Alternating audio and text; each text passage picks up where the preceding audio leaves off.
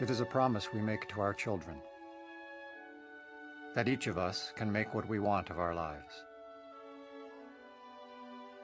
It is this promise that has defined so many great Americans. I stand here knowing that my story is part of the larger American story, that I owe a debt to all of those who came before me, and that in no other country on earth is my story even possible. And it has defined him as well.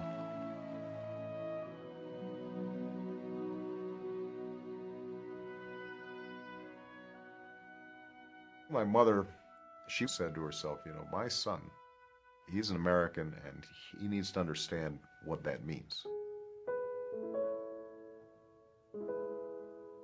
His childhood was like any other, but it was his search for self that defined him. My father, I only met him once for a month when I was 10. I probably was shaped more by his absence than his presence. And what he learned was that by discovering his own story, he would come to know what is remarkable about his country. My grandparents, they grew up in Kansas, right in the center of the heartland. They were growing up during the Great Depression. They weren't complainers. They took life as it came. They knew they had to work hard even when difficult things happened.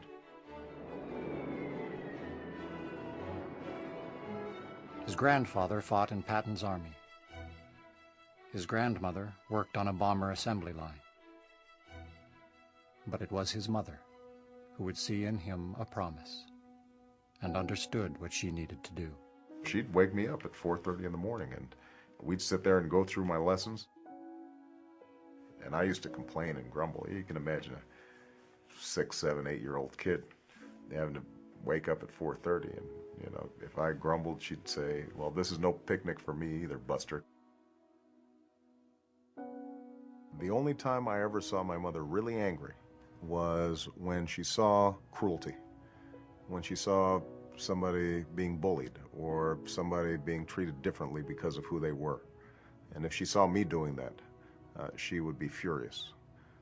And she would say to me, imagine standing in that person's shoes. How would that make you feel?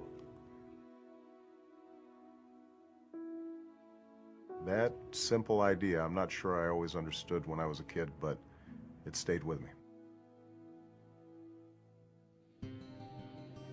In Chicago, he would find a calling.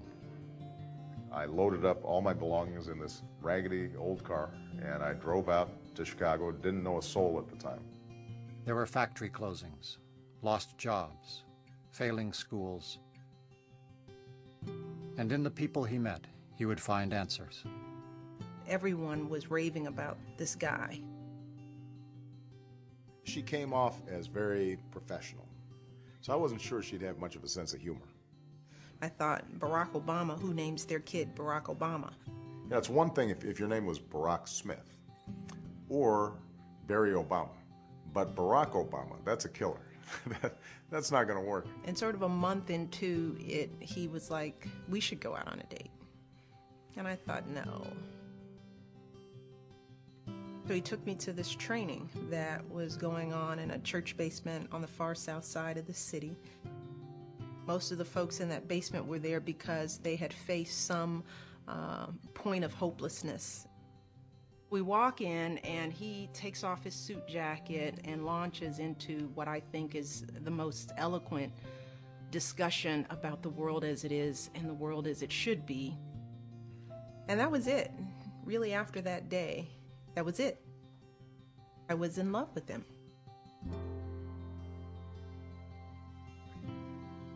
I had a pile of student loans at the time. I just married Michelle. She had a pile of student loans at the time. His classmates would field offers from big law firms and Wall Street, but he felt compelled to serve. I thought he was crazy. You know, I thought, well, what'd you do all this for? You read about some injustice and you say, that's not right, somebody should fix that. You realize nobody else is going to fix it if you don't. The intent of this bill is to make sure that low-wage workers are able to bring home a living wage. Tax cuts for workers, welfare to work, and health care for those without. You're unemployed, you've got no health insurance, your kid is in a lousy school. That's day-to-day stuff. That's what people live on a day-to-day basis. Pieces of legislation that he carried, he believed in. He was not carrying it for a group. He was not carrying it for a lobbyist.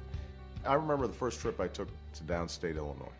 Yeah, when I got down there, people were completely familiar to me. They were all like my grandparents. And in Washington, he would remember why he was running and who he was fighting for.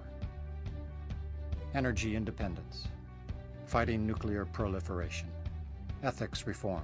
I watched him stand in the middle where a lot of the senior members of the Senate were saying, hey, go away and leave us alone. He wouldn't.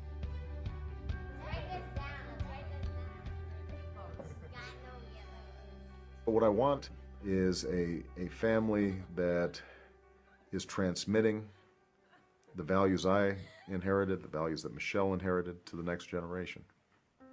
Hard work, honesty, self-reliance, respect for other people, a sense of empathy, kindness, faith. My mom passing away was one of the toughest moments of my life. You know, we always had a small family, and she was, sort of the beating heart of that family. It was a reminder to me, boy, life sure is short, and you better seize the moment. One of my earliest memories, going with my grandfather to see some of the astronauts being brought back after a splashdown. Sitting on his shoulders and waving a little American flag. And I remember my grandfather, who always had a big imagination. He was like a little boy himself. And my grandfather, would say, boy, Americans, we can do anything when we put our minds to it.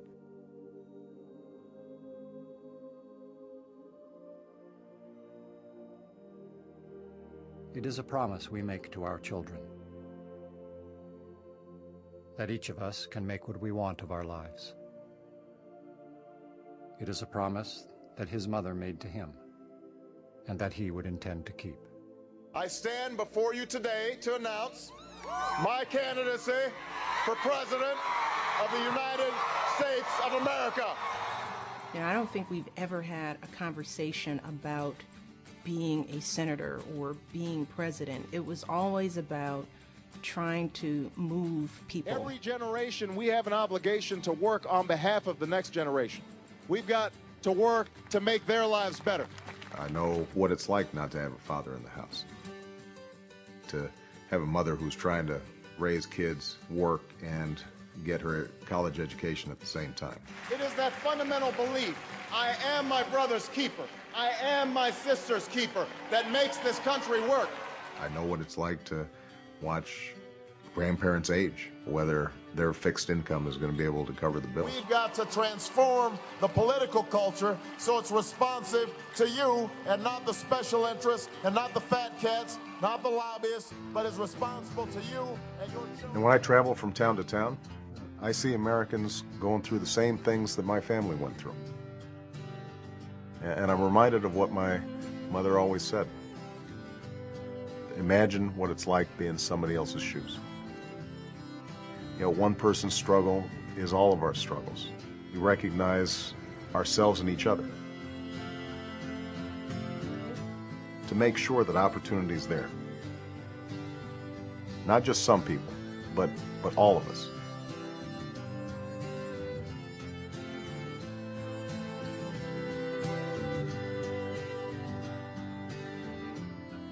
And that's the country I believe in. That's what's worth fighting for.